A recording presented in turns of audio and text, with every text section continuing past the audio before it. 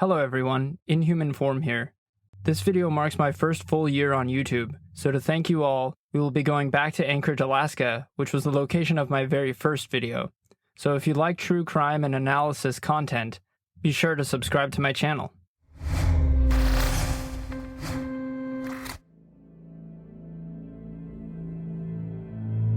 Every day, hundreds of people walk on the twisting bike trails that cover the city of Anchorage, Alaska.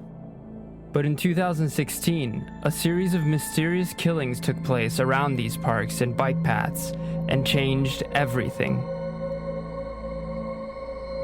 No one knew if the killings were connected, who committed them, or if they should be concerned. And not since the horrific crimes committed by Israel Keys only years prior had the city experienced this kind of fear. And once again, no one was safe.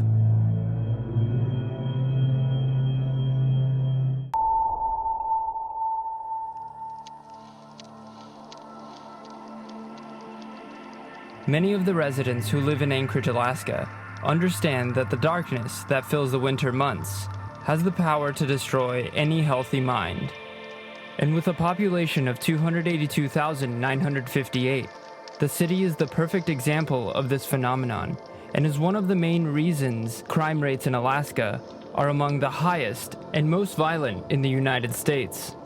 I've been homeless for about 125 days now. You have to be with somebody at all times or you're gonna get beat up or raped or robbed.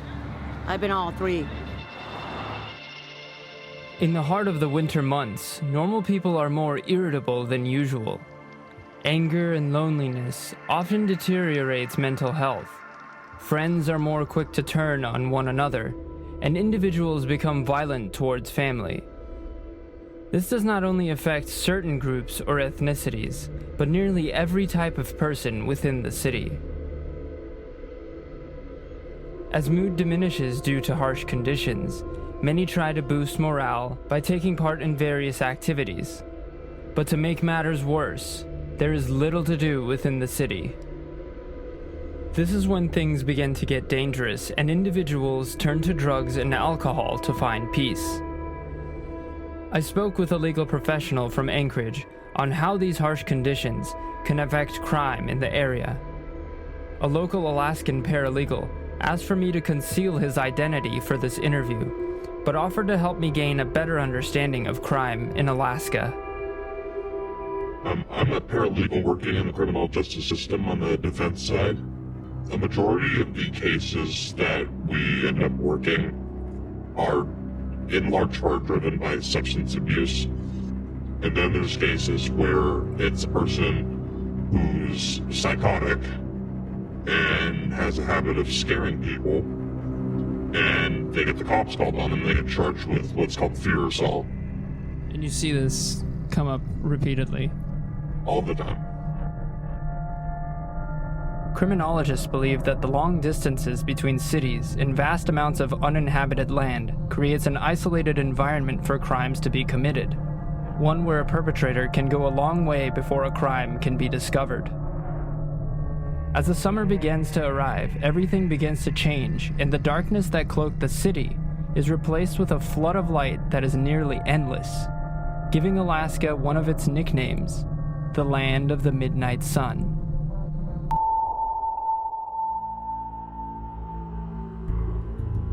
In the early morning hours of July 3rd, 2016, two troubled individuals, 21-year-old Brianna Foisey and 41-year-old Jason Netter, were walking down the Ship Creek Trail, located just past downtown Anchorage, when they were suddenly gunned down where they stood.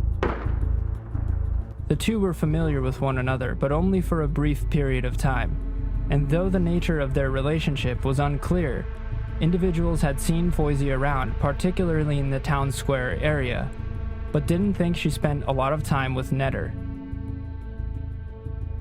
No one had heard or seen a thing until 7:45 a.m., when a bicyclist came across the slain bodies of both Foisey and Netter. The police arrived and an investigation of the area began immediately. Authorities refused to comment on the cause of death until 2 days later, when they would reveal that it was a homicide. Is it something the average person should We worry need about? the community's help so much, no matter how little you think that incident. If you're woken up in the middle of the night and you hear loud bangs or whatever, please call the police department, because that piece of information is vital to us figuring things out. After reviewing hours of surveillance footage, the Anchorage Police Department released images of two unidentified men who were persons of interest for the investigation. One was a jogger who had been running on the trail, and another was a man wearing a backpack who walked past the area only moments before Foisey and Netter were gunned down. We take you to Ship Creek, where one of 3 unsolved double homicides this year was discovered on a riverside trail. Once the public got word of the killings, they began to speculate that this crime was related to a double homicide that had occurred months prior in January of that year, when police officers responded to a 911 call reporting that the body of a woman and a man had been found halfway down the trail to the beach at Point Woronzof near the Anchorage airport.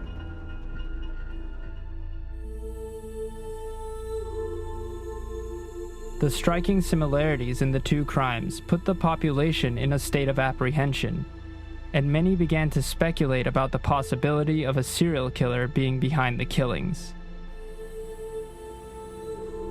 These conditions do not make for a healthy mental state for anyone, even normal people. Were you in Alaska at the time during... Yes. Do you remember at all what the aura of the city was in that moment where it became apparent that there was something like this going on? Well, people were afraid. When you have a guy going around town killing random people in the night, it doesn't make you feel safe. You don't want to go risk going out at night just to be gunned down by some random psychopath. 26 days later, on July 29th, shortly after 3 a.m. under the midnight sun, the killer struck once again. The victim was 21-year-old Trey Thompson, who was shot multiple times while riding his bicycle home from work in East Anchorage. The police arrived where they found 21-year-old Thompson and pronounced him dead on the scene. The unknown suspect had wheeled Thompson's bicycle away from the scene and disappeared once again. But this time, several residents in the area got a glimpse of the killer as they were awoken by the sound of gunfire.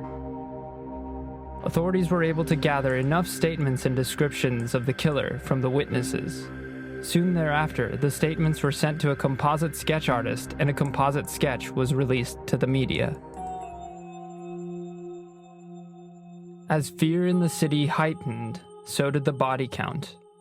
But the sighting of the suspect wasn't the only thing that was revealed after the murder of Thompson.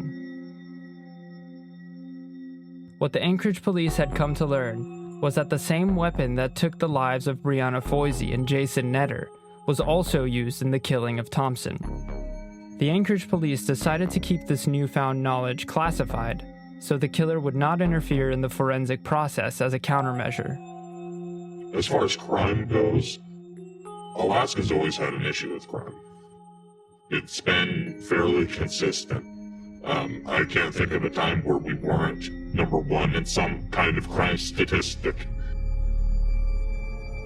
By now, the Alaskan summer was slowly coming to an end, but the unknown suspect's killing spree was not over. In the early morning hours of August 28th, at a public park in Midtown Anchorage, 34-year-old Kevin Turner, an unhoused man struggling with schizophrenia, was brutally shot by the unknown suspect. Soon after, a young environmental activist, 25-year-old Bree DeHusen, who was biking along the trail surrounding the park, stumbled upon the fatal encounter, and too was gunned down. An unidentified passerby who was walking through the park discovered DeHusen's body along the trail. Shortly after arriving, the police discovered Turner's bullet-riddled body under the pavilion in the park. Although no evidence was left at the scene, the Alaska Crime Lab was able to trace ballistic evidence back to the same weapon that had been used in the string of murders: a Colt Python revolver. The modus operandi was clear, and the Anchorage police, who had faced a bloody year in homicides, now had brought the FBI to assist on the case. But the news fits into a pattern of violence that has rocked Anchorage this year. We truly feel your pain. Well, people are dying. They're being murdered in our neighborhoods. Okay, so feel the pain is great. We need officers. Speculation by the public about a serial killer among the living continued, so an advisory notice for all citizens to avoid isolated trails after dark was announced, and the FBI offered a $10,000 reward leading to the apprehension of the suspect responsible for Thompson's murder. But once again, authorities refused to comment on any further connection to the other murders. Gunfights across town to burglaries and robberies. Anchorage police officers go from call to call on a daily basis with no time to prevent crime. I have heard that there might be a serial killer. It's tough out there. It really is. And you got to look out for yourself, and we got to look out for each other.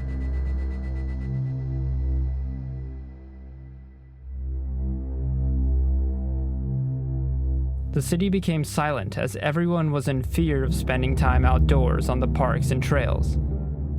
The winter months crept up, and once again, darkness had returned. And as the air in Anchorage, Alaska grew cold, many were worried that the case had as well. Until something completely unimaginable took place.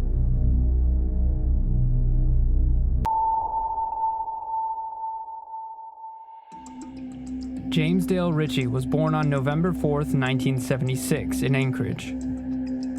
Standing at a height of 6'3", Ritchie grew up a standout athlete in high school, which eventually allowed him to be recruited for the West Virginia University football team. Ritchie accepted this offer and left Alaska. But after only one semester, he dropped out and became involved in drug dealing and dogfighting, and soon would return to Alaska. Over the following years, he had repeated run-ins with the law and found himself incarcerated in 2005 for committing a home invasion with plastic handcuffs and 2 handguns in his possession. He would eventually find himself in Virginia once again, where his parents had been living at the time, and he was observed as being a law-abiding citizen.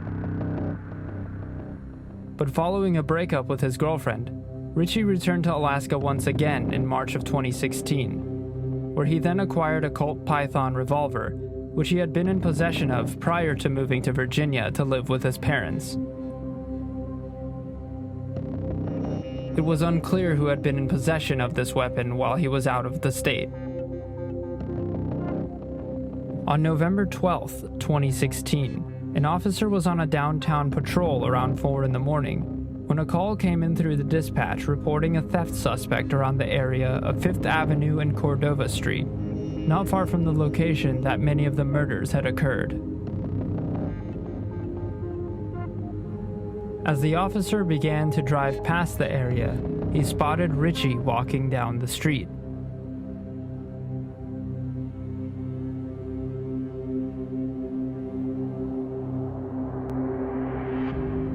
The officer then drove alongside Ritchie as he walked and asked for him to stop.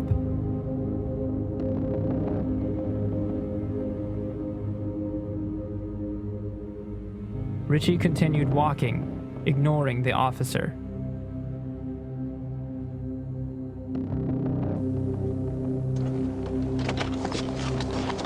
Sir, Anchorage Police, can I get you to stop?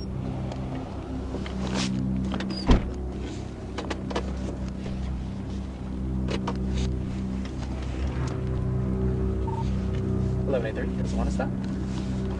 I'll try to come off here at Hope Depot.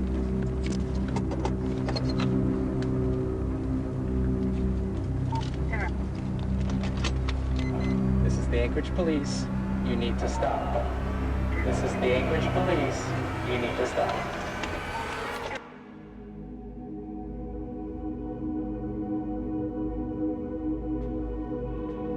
Without warning, Ritchie suddenly turned towards the officer. Officer Salau was hit 6 times but managed to return fire and was aided in the effort by a K-9 unit who spotted the confrontation. And good morning, I'm Lauren Maxwell. We are cutting into football this morning to bring you news after an officer was shot multiple times in downtown Anchorage in what police are calling an ambush. Now, the officer is expected to recover. The suspect is dead. Here's what we know so far. On a shootout between two police officers and James Ritchie. Now, police found out that the gun Ritchie used that day was also used to kill Thompson and 4 others.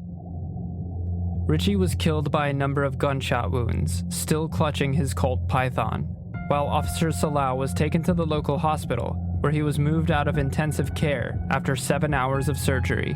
Let everyone know that I am doing very well and appreciate all the support that we've received. And all that has been very important to my recovery, and I can't do it without you, Anchorage. Thank you very much. Following Ritchie's death, the weapon was sent to the Alaska Crime Lab, where it was confirmed to have been the murder weapon responsible for the deaths of Brianna Foisey, Jason Netter, Trey Thompson, Kevin Turner, and Bree DeHusen. After the 3-day-long investigation, the police department contacted the victims' families, confirming Ritchie as the killer. Little is known about what led to Ritchie's killing spree, but the complex nature of substance abuse and mental health concerns in his past leave much room to speculate, but he is now known as the infamous Midnight Sun Killer. Feel free to leave a comment. I always enjoy reading through your discussions with one another, and hit the subscribe button if you enjoy true crime and analysis content like this. Thank you for watching.